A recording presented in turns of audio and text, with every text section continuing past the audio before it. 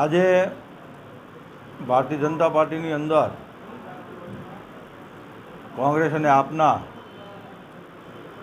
જિલ્લાના લઘુમતી મોરચાના હોદ્દેદારો ભારતીય જનતા પાર્ટીની અંદર જોઈન્ટ થયા છે। જ્યારે નરેન્દ્રભાઈ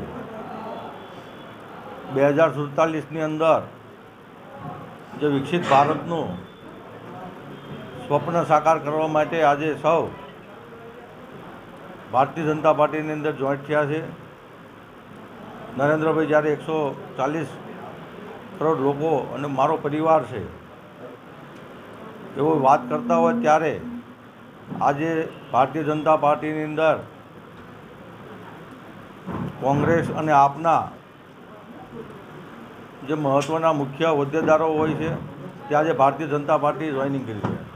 કેટલો ફાયદો થશે આગામી દિવસોમાં આ લોકોના ભારતીય જનતા પાર્ટીમાં જોડાવાથી? ખૂબ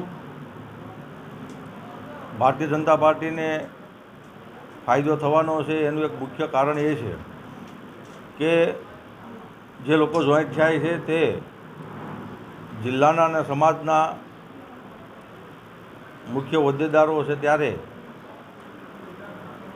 સમાજની વચ્ચે રહેતા હોય એવા કાર્યકરો જેનાથી ભાજપની અંદર ખૂબ મોટો ફાયદો થશે। અંદાજે આંકડાકીય વાત કરતું કુલ કેટલા લોકો અને મહત્વના કયા કયા હોદ્દેદારો?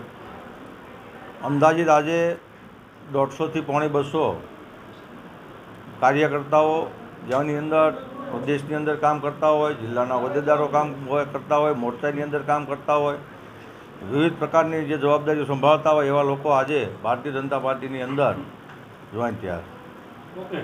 વર્તમાન સમયમાં ઘણા બધા મુદ્દાઓ એવા હોય છે જે પ્રજાહિતના હોય, આંદોલન કરવું જરૂરી હોય અને રાષ્ટ્રહિતના હોય, એના માટે આપણે રાષ્ટ્રહિતના નિર્ણયમાં સહભાગી થવું જરૂરી હોય। એ યોગ્ય નિર્ણય શક્તિ કોંગ્રેસ પક્ષમાં આ તબક્કે ન હોય અને મારો રાજકારણમાં જોડાવાનો મૂળભૂત હેતુ લોકસેવાનો હતો, જે હું વર્તમાન સમયમાં કોંગ્રેસ પક્ષની અંદર સિદ્ધ ન કરી શકું એવું મને અશક્યતા વર્તાતી હતી। એટલા માટે કોંગ્રેસ છોડ્યું હતું અને આદરણીય શ્રી નરેન્દ્રભાઈ મોદીના વિઝન 2047ના સ્વપ્નને સાકાર કરવા માટે ભારતીય જનતા પાર્ટીમાં જોડાયો છું। સ્થાનિક સંગઠનનું કારણ હોઈ શકે કે પછી ઇન્ડિયા ગઠબંધનના કારણે પણ આ નિર્ણય લેવો પડ્યો?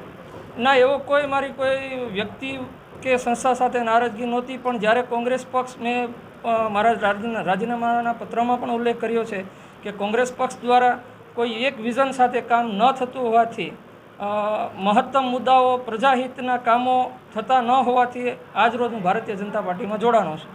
કયા કયા હોદ્દા પર તમે કોંગ્રેસ પક્ષમાં કામ કરેલું છે?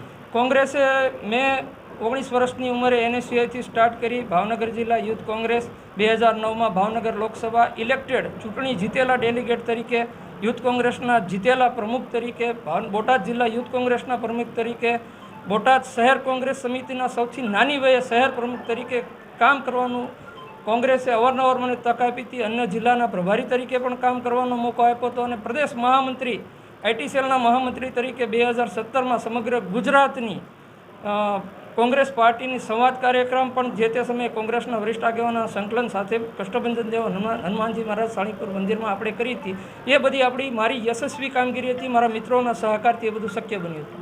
કિશનભાઈ, કોંગ્રેસે આપ્યું આપને, તો પછી શું કારણ કે અત્યારે લોકસભાની ચૂંટણીના મતદાનના ગણતરીના દિવસો પહેલા જ કોંગ્રેસને છોડવાની જરૂર પડેલી છે? મેં આપને મારા રાજીનામા પત્રમાં એક સ્પષ્ટ વાત કીધી હતી કે વર્તમાન સમયમાં કોંગ્રેસની અંદર કોઈ નિર્ણય શક્તિ ન હોવાથી નરેન્દ્રભાઈ મોદીનું જે વિઝન છે, જે એમની યશસ્વી કામગીરી છે, જેમ કે PM કિસાન નિધિ યોજના, દરેક ખેડૂત ખાતેદારોમાં સીધા પૈસા મળે છે, કોઈ પણ વ્યક્તિ માટે આરોગ્ય માટે 5 લાખ સુધી, અને હમણાં નવી યોજનાની અંદર 10 લાખ સુધી જે નરેન્દ્રભાઈએ આરોગ્ય માટે પણ જે પેકેજ જાહેર કર્યું છે, આવા ઘણા બધા પ્રજાહિતના કામો હતા અને નરેન્દ્રભાઈ જે રાષ્ટ્રહિતના વિઝન સાથે આગળ વધી રહ્યા છે, ત્યારે મારે એમના વિઝનમાં સહભાગી થવા માટે હું ભારતીય જનતા પાર્ટીમાં જોડાયો છું। કિશનભાઈ, ગઈકાલ સુધી ભાજપ ઉપર તમારા દ્વારા કાર્યકર તરીકે કોંગ્રેસના પ્રત્યે આક્ષેપો સાથે તમે રાજકારણ કરતા હતા, આજે ભાજપમાં આવ્યો છો, શું કહેશો? હું જે જગ્યાએ જે જવાબદારીને પદ ઉપર કામ કરતો હતો ત્યાં મારે કામ કરવું મારી ફરજ અને નિષ્ઠાનો ભાગ હતો। આજે ભારતીય જનતા પાર્ટી સાથે જોડાયો છું ત્યારે તન મન ને ધનથી સમર્પિત થઈ ભારતીય જનતા પાર્ટી માટે કામ કરીશ એવું આજ ભારતીય જનતા પાર્ટીના નેતૃત્વને વિશ્વાસ આપીને અહીંયા બેઠો છું। મેં આપને અત્યારે જ કીધું કે જ્યારે મેં જે પદ સાથે જવાબદારી સાથે કામ કર્યું હતું ત્યારે તે પદની ગરિમાને યોગ્ય રૂપે મેં કામ કર્યું હતું. એ સમય અને સંજોગો આધારિત વાત હતી. આજે હું ભારતીય જનતા પાર્ટીમાં જોડાયો છું ત્યારે હું ફરીવાર એક સ્પષ્ટ મુદ્દા સાથે કહું છું કે તન મન ધનથી નરેન્દ્રભાઈને સહયોગ કરવા માટે ભારતીય જનતા પાર્ટીમાં જોડાયો છું. શું કમિટમેન્ટ કરેલું છે? કોઈ કમિટમેન્ટ નથી. Without commitment, no terms and condition. ફક્ત નગરપાલિકા આજે કોઈ ખરું? ના, એવું કોઈ નહીં. ફક્ત નરેન્દ્રભાઈ મોદીનું 2047નું વિઝન છે. જે માણસ હું જોતો હોઉં છું સોશિયલ મીડિયાના માધ્યમથી કે ચૂંટણી પહેલાં પણ જો એ પોતાના કેબિનેટને બોલાવી અને અધિકારીઓને એટલા એકાગ્રતા સાથે કહેતા હોય કે ભાઈ આપણે ફરીવાર જીતવાના છે અને આપણે કામે લાગવાનું.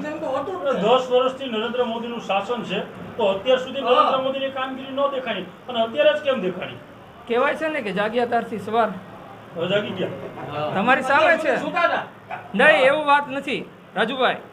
હમણાં પણ મેં તમને કીધું કે જે સમયે જે પદ ઉપર જે જગ્યાએ હતો ત્યાં મેં નિષ્ઠાપૂર્વક કામ કર્યું હતું. એ મારી જવાબદારી અને ફરજનો એક ભાગ હતો. આજે હું ભારતીય જનતા પાર્ટી સાથે જોડાયેલો છું ત્યારે ફરીવાર આપને સ્પષ્ટ શબ્દોમાં કહું છું કે તન મન ધનથી હું ભારતીય જનતા પાર્ટીના પાયાના કાર્યકર તરીકે કામ કરી ભારતીય જનતા પાર્ટીના હાથ મજબૂત થાય એ માટે હું અહીં જોડાયો છું. કોંગ્રેસમાં હતા ત્યારે ભારતીય જનતા પાર્ટી તરફના જે તમારા આક્ષેપ હતા એ માત્ર ને માત્ર કોંગ્રેસની ગરિમા જાળવવા માટે ભાજપ પર તમારા પ્રહાર હતા કે આક્ષેપ હતા? એ સમયને સંજોગો આધારિત વાત હતી. એ મુદ્દા આધારિત કોંગ્રેસની ગરિમા જાળવવા માટે જ ને? નહીં, હું ફરીવાર એમ કહું છું કે મુદ્દા આધારિત રાજનીતિ હતી. હું મારા પહેલાં પણ બાઇટમાં હું બોલ્યો છું કે વર્તમાન સમયમાં જે નિર્ણયો લેવા જોઈએ એ કોંગ્રેસ પક્ષ લઈ શકતી નથી. એટલા માટે હું ત્યાંથી રાજીનામું આપ્યું છે. મારા રાજીનામા પત્રની અંદર ખૂબ સ્પષ્ટ ઉલ્લેખ કર્યો શું છે. કારણથી કોંગ્રેસ નિર્ણય નથી લઈ શકતી? એનું શું કારણ હોય તમારી દૃષ્ટિએ? હવે એ તો વિસ્તૃત પ્રદેશ નેતાગીરી, રાષ્ટ્રીય નેતાગીરી જાણતી હોય છે. નવની નેતાગીરી? હું તો પાયાનો કાર્યકર હતો. મને જ્યારે જવાબદારી મળી ત્યારે મેં એને પ્રદેશ સુધી નેતૃત્વ કરેલું છે. હા, પણ હું એમ જ કહું છું મને જ્યારે જે જવાબદારી મળી છે ત્યારે મેં તન મન ધનથી જે પાર્ટીને રહ્યો છું ત્યાં વફાદાર રહ્યો છું અને એના હાથ મજબૂત કરવા માટે કામ કર્યું. નેતૃત્વ નબળું કહી શકાય કોંગ્રેસનું? એ તો બધા નબળું નેતૃત્વ અથવા તો નિર્ણાયક ભૂમિકામાં ખામી કહી શકાય કોંગ્રેસની? મેં આપને રાજીનામા પત્ર આપેલો છે. એની અંદર દરેક વાતનો ઉલ્લેખ છે. શું છે? આપને મળેલો છે. છતાં કહી દો ને, વિનંતી ભાઈ છે. ફરીવાર હું આપને એ વાત દોહરાવું કે વર્તમાન સમયમાં મારો મૂળભૂત હેતુ રાજકારણની અંદર મહત્તમ લોકસેવાનો હતો, જે વર્તમાન સમયમાં કોંગ્રેસ પક્ષ દ્વારા મને સિદ્ધ થતો ન દેખાયો. એટલા માટે હું કોંગ્રેસ છોડવાનો નિર્ણય કર્યો હતો. સરકાર નહોતી એટલે તમારે કામગીરી નહોતી થતી. ભાજપની સરકાર છે એટલે એમાં કામગીરી થાય એટલા માટે આવ્યા? સાહેબ, મેં 2003માં કોંગ્રેસ જોઈન કર્યું. NSUIથી ત્યારથી ક્યારેય મેં સત્તા જોઈ નથી. અમે તો સંઘર્ષના સાથી હતા. કોંગ્રેસ માટે પણ સત્તાવિહીન પદ ઉપર રહીને કામ કરેલું છે. સત્તાનો મોહ ક્યારેય નહોતો ને આજ પણ હું વિધાઉટ ટર્મ્સ એન્ડ કન્ડિશનમાં સેવા નથી કરી શકતા એટલા હું ફરીવાર આપને કહું છું, માનનીય પ્રમુખશ્રી મારી બાજુમાં બેઠા છે. વિધાઉટ ટર્મ્સ એન્ડ કન્ડિશનમાં ભારતીય જનતા પાર્ટીમાં જોડાયો છું કોઈ પણ જાતની અપેક્ષા વગર. ઓકે.